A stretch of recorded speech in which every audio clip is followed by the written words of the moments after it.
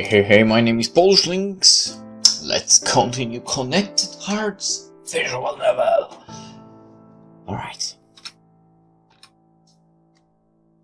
I sigh in silence, feeling sorry for myself. Then I look up for no other reason than to get comfortable. Suddenly I blink with curiosity. I exclaim confused when I see something inside the crack. With curiosity, I get close to it. I stick my fingers inside the crack and pull out a folded paper. My heart beats excited, just because this could be the last surprise of my life. I unfold the paper, seeing there is something written on it. Without wasting a second, I start to read it.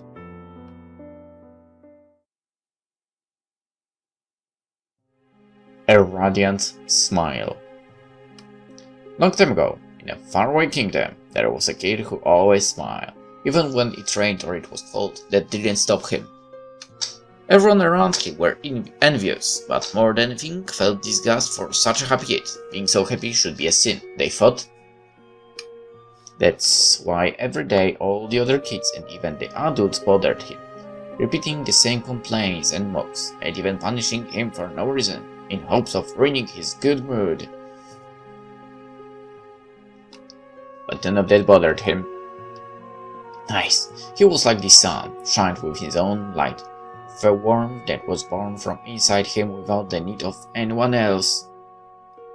A sun that the moon and all the other stars envied for having much more light than all of the together. They wanted to put out his light, darken him to make him like themselves. But in the end, all of his efforts were in vain. The more they pressed the kid, the more intensely his smile shined. So intensely, so warm and comforting, like no other star that could exist. After long years, the kid finally realized something. He didn't belong to the place where everyone lived on complaint and anguish. No, he belonged to other place. One high on the sky, very far above them. He said that he one day extended his hands to the sky, looking directly to the sun. Without saying a single word, the light and warmth that accompanied him became more and more intense. The white light made it impossible to see anything, and the heat melted and transformed the world around him, until he found himself in the other world, and where everyone was his friend, one where everyone smiled like him, where everyone thought like him and could live happy forever after. But in reality, he became ash. Because he was burned to ash because of the sun, right? Anyway, after reading the story, I sighed, closing my eyes. Then I opened them again with an empty look. I do it just by reflex. There is nothing more to see in this place. The walls are as boring as I imagined. The only slightly interesting thing is to see the patterns, the cracks, shape. But the interest quickly dies. I let the time pass meaninglessly, not even bothering to count the seconds. It makes no sense to do it, that's true. I just stare at the ground, immobile, as if I was a toy without batteries. Suddenly I feel a huge desire to cry. I feel awful. It has been even a day and I already can't stand this place. But I hold it, fearing that if I do, I'll lose the last sliver of my will. I close my eyes and sigh, trying to imagine something. After long seconds, nothing comes to my mind, at least nothing I haven't thought before. The same questions: where am I? Who is Alice? What will happen to me? Repeat themselves so many times inside my head that I run out of answers for them. I use them all. I finally open my eyes, full of resignation. I feel ashamed of how poor is my imagination. Being like this, I think it will take me less than a week to lose my sanity. And one more week for me to become one of those immobile puppets, lifeless, playing a farce for all eternity. It makes no sense, but I can't help but think about it. I blink before tilting my head. I take a breath in silence with my mind blank. And it is then that I see it. My eyes sound fixed on it, staring at it as if it was something wonderful. I look with surprise and thankful at the simple stone in the floor of the prison. Without doubting, I stand up and pick it up. I put it to my eyes level, looking at it from every angle. There's nothing special about it, except for the place I found it. Without knowing why, at that moment a spark lights on my mind. My imagination suddenly awakes, an unstoppable river of inspiration. All just looking at an insignificant stone. Acting by pure instinct, I get closer to one of the walls and then draw a line on it with the stone. Before a white line had appeared that soon would be accompanied by many others. My hand moves as if nothing could stop it, drawing one thing I couldn't take away from my mind. As I draw, everything I said before is turned upside down. I no longer care about the time, nor feel frustrated, even though I'm afraid of losing my mind. Because you already lost it. It is all the opposite. I completely submerged in what I'm doing, never before feeling as lucid as now. My hand guides me, doing every stroke as clean as possible, ignoring everything else. Until finally my work is done.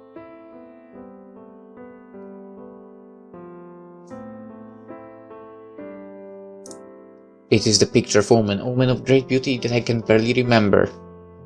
Okay, can I see it? The only thing missing is for me to give it a name. Only one name could be right. Alice. Oh, you bastard, you didn't show me what you drew. Ah, it is quite pretty. Are you Alice? I almost jump surprised when, out of nowhere, I hear a familiar voice speak. I instantly turn to the direction, finding a mouse doll who looks deeply at me. She tilts her head and fakes to laugh in silence. You have talent! I couldn't draw something like that, no matter how hard I tried. Probably same, but I still don't see the picture. Or drawing, more like.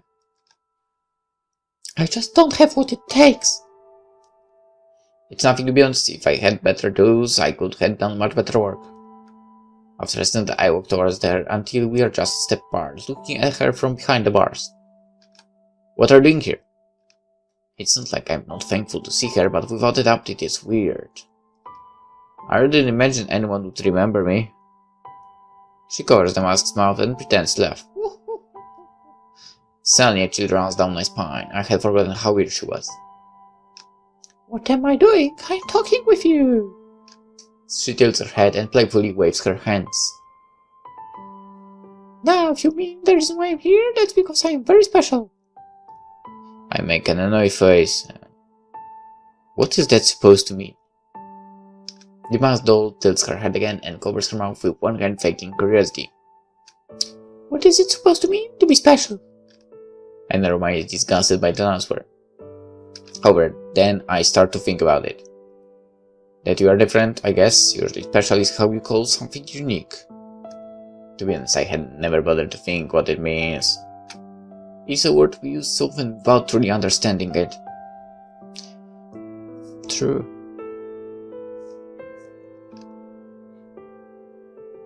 She moves her index finger side to side in denial. Incomplete! Special is more than just different. It also has to be something positive, something good. Being unique does not mean you are the best. But being called special is the same as saying you are uniquely good at something. In other words, there is something valuable that only you can do.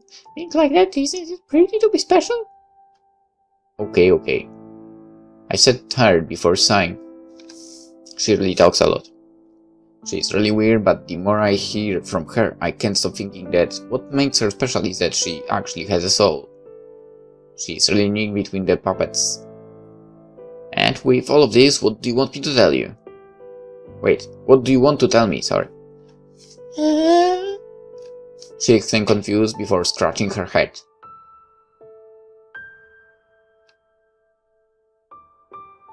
Nothing. She doesn't have any purpose, but I thought it was fun.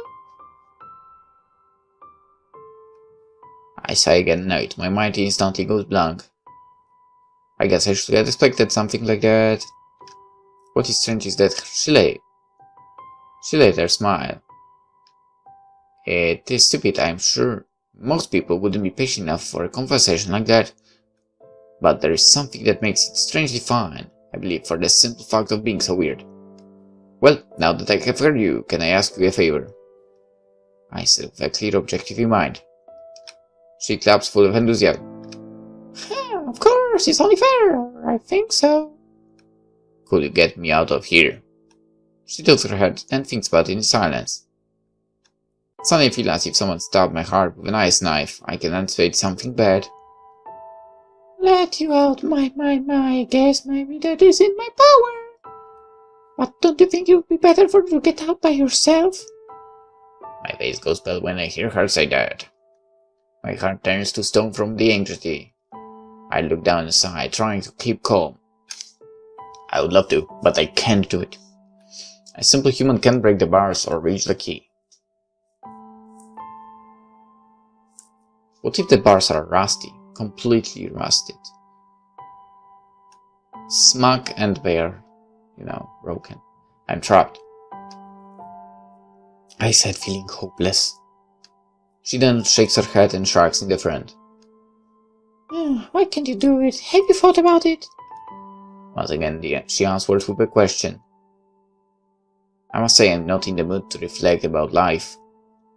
I only want to escape not just from this cell, but from this world. Because I'm not strong enough, and the key is too far to pick it up. It's fascinating that I close my eyes and sigh again.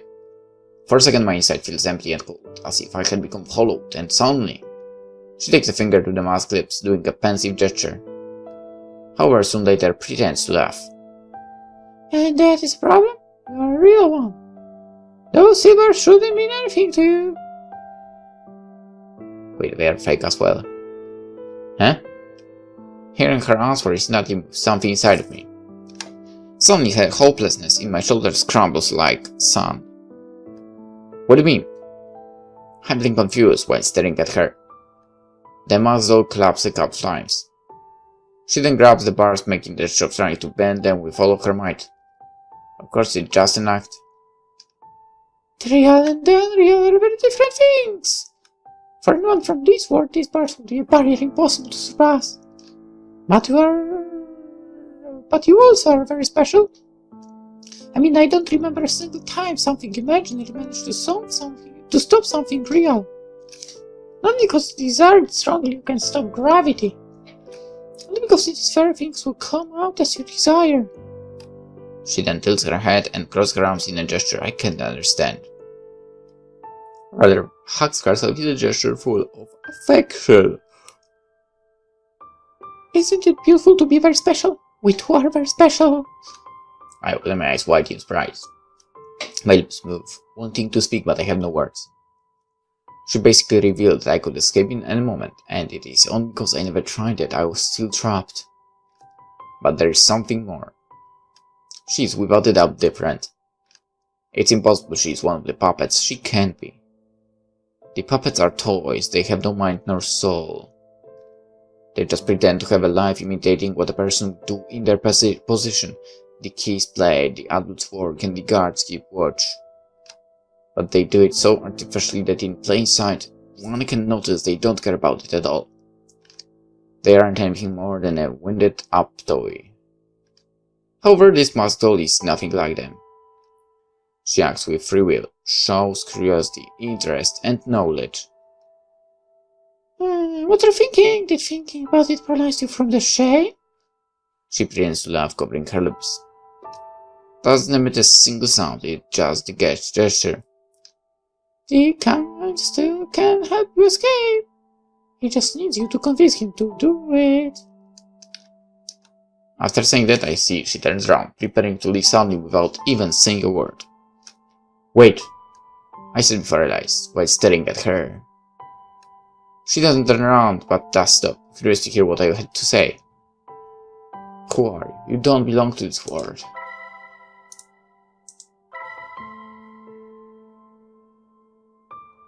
I'm curious. Who are you? I stay silent when looking deeply at her. She doesn't react. No, actually her reaction is simply staying silent. Unlike her usual playful and joking attitude, she's seriously doubting. That means I have asked something important. The mask doll slowly moves her right hand, putting it on her face. I see in silence how she takes off her mask and drops it, letting it hit the ground. That sound makes an echo in my mind. I already told you, I'm someone very special. Huh.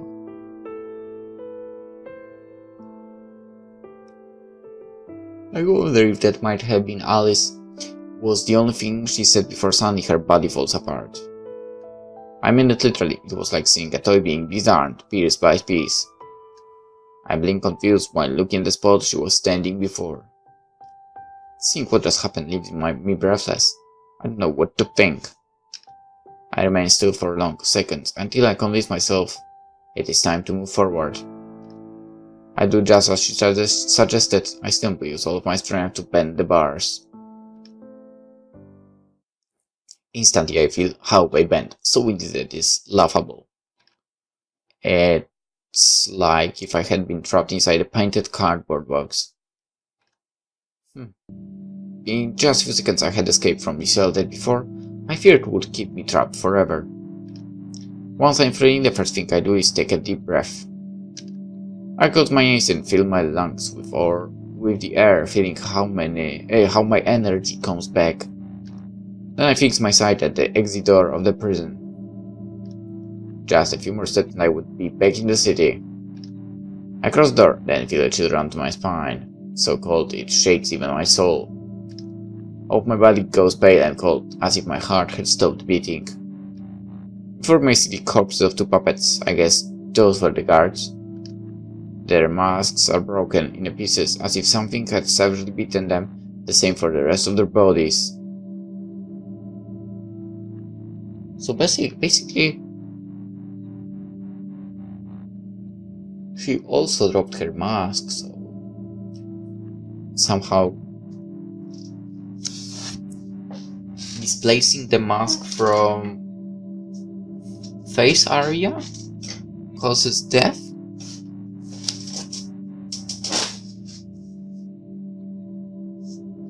I think that's how it works.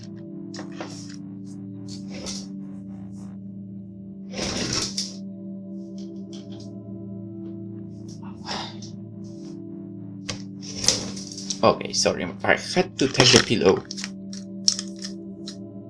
to keep it under my elbow. Alright.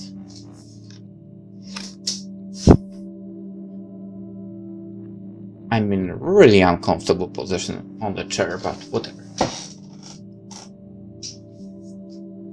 Near their bodies I see gears, springs, and other clockwork pieces, confirming my supposition that they were artificial beings. For a moment I think it might be the work of the masked doll, but it makes no sense. At least I don't think it was her. Who knows? I also don't think it was the work of the king, but then who? It seems that I had been trapped for so long that it was already night. But that is not all. The town has transformed into something else. It was always strange, but that word alone is not enough to describe a town. Now it was terrifying.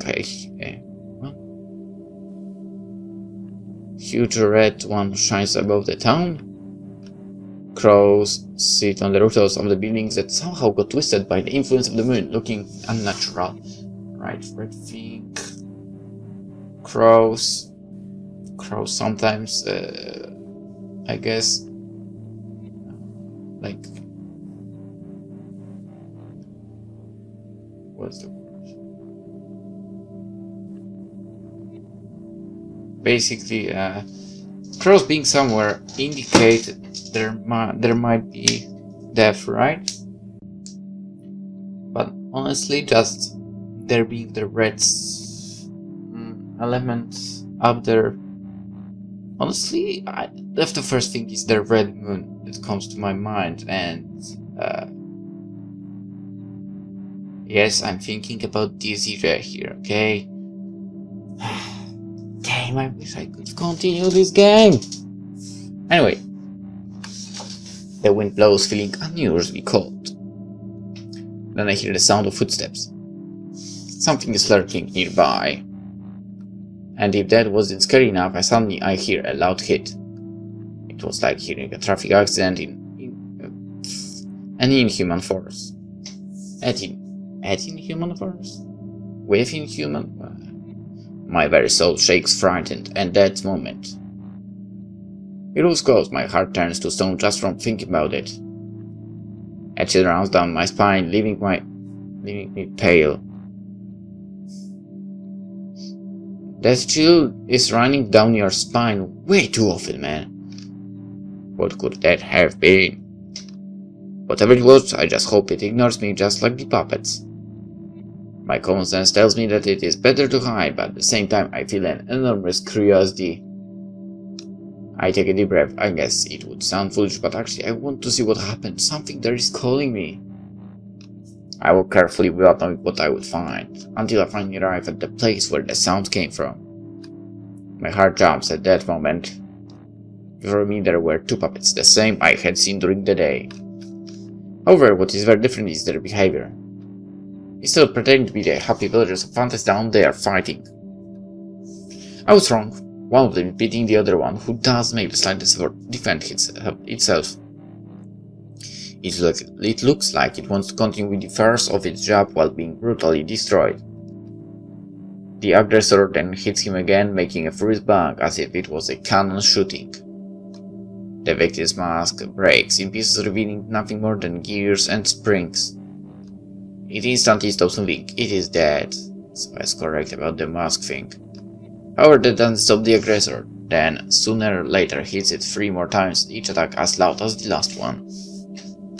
I tremble at the same time. I cover my ears as a reflex. Before my eyes, the puppet is reduced to twisted metal pieces. Not much is left of it, at least less than needed to be recognized. I stare at pieces on the ground without words.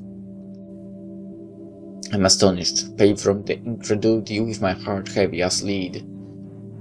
It isn't seeing the death of the puppet what shocked me, but the brutality of the other. It seems loaded with the purest malice, mad with hatred. And then the aggressor turns to my direction.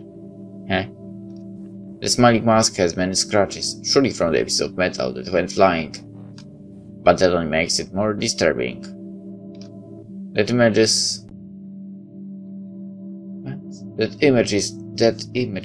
image turns me to the stone. I can't even breathe. I see it stare at me in silence for endless seconds, as if it didn't know what to do with me, until it finally starts walking.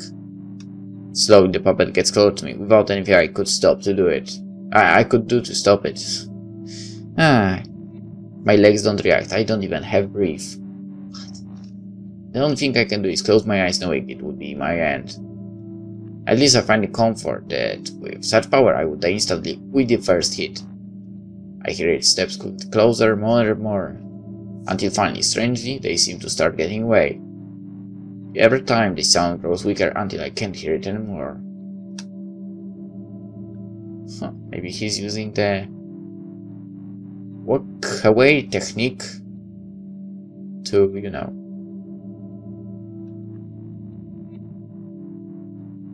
give you a bad idea.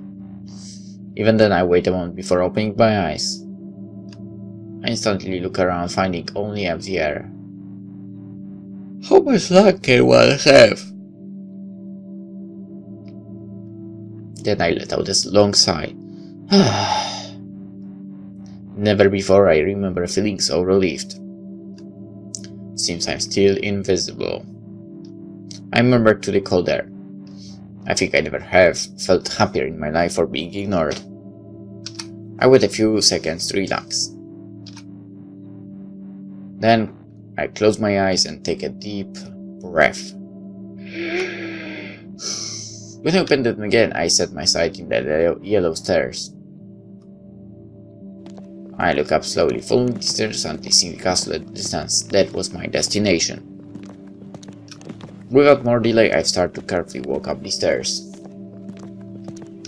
It was necessary, I know it's safe, but even then, the idea of finding myself with another berserk puppet made me nervous. Many minutes pass in silence, without the news. I just continue going up, while occasionally finding a piece of twisted metal on my way.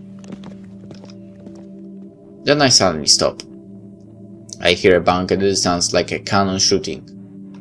I tremble because of how sudden it was, but just like it appeared soon, the calm returns. I wait a couple of seconds, confused, until finally I decide it's better to continue. Since then, the sound of the bangs becomes more frequent. Never too often, but I get used to suddenly hearing them without trembling. With that, one of my questions is answered. I thought it might be just a puppet that went berserk, but seems there are more. In the way, I find dozens of broken masks and pieces of clockwork. It was like walking along a graveyard, or rather, a battlefield. It makes me anxious just to imagine it, but I can't let that scare me.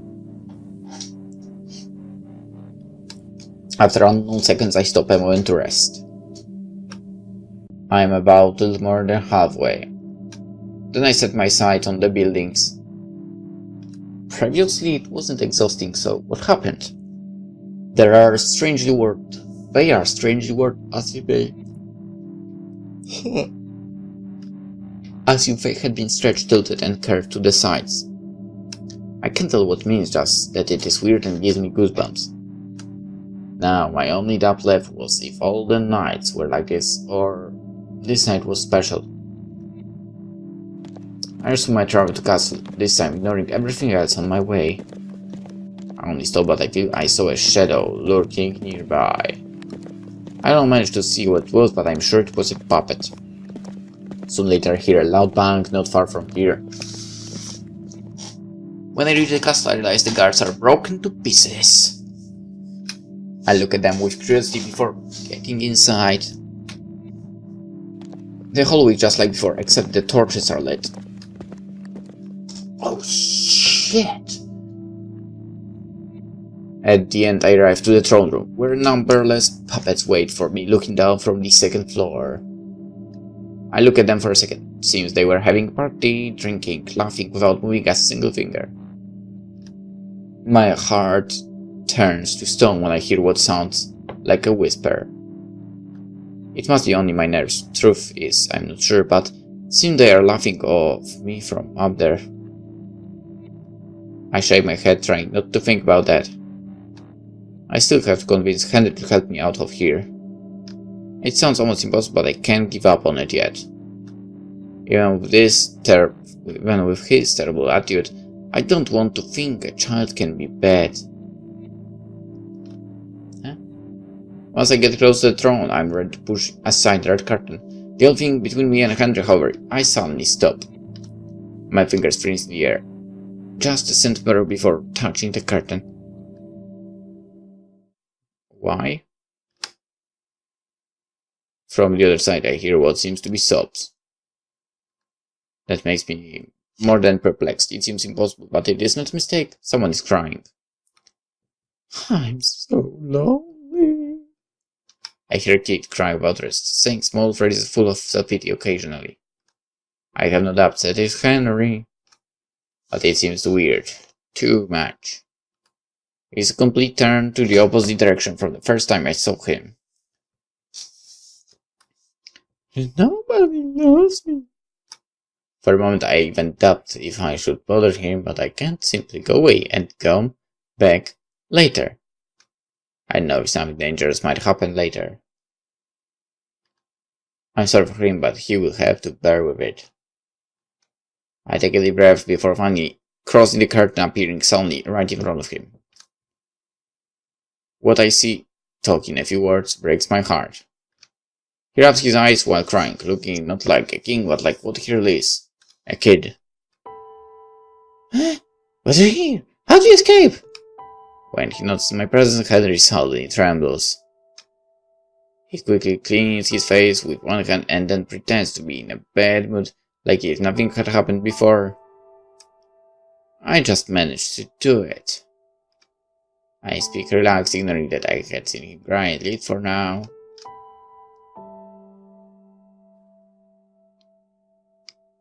I can't shake that idea from my mind, but the first thing I want is for him to know that I'm not going to make fun of him, even less hurt him. I'm not his enemy, to be honest. Even after what happened, I don't hate it. He's just a kid with too much power in his hands. And after living in this place, even as the king, for what I believe was a long time, I can't blame him for not understanding others. The puppets are just toys. Talking with them would be the same as talking to the wall. Unless you give them soul somehow. Thinking about it again, it isn't hard to know why he feels so lonely. You have to go back to the prison, he said with shaky voice, showing he was still hurt by whatever that made him cry. If you don't go back, the kingdom of the sun might be lost. What is wrong with you? I won't go back. Not something. Now what? Let's leave that choice for the next episode, because I'm tired. Anywho, for now, hope you enjoyed. Hope to see you tomorrow. Bye.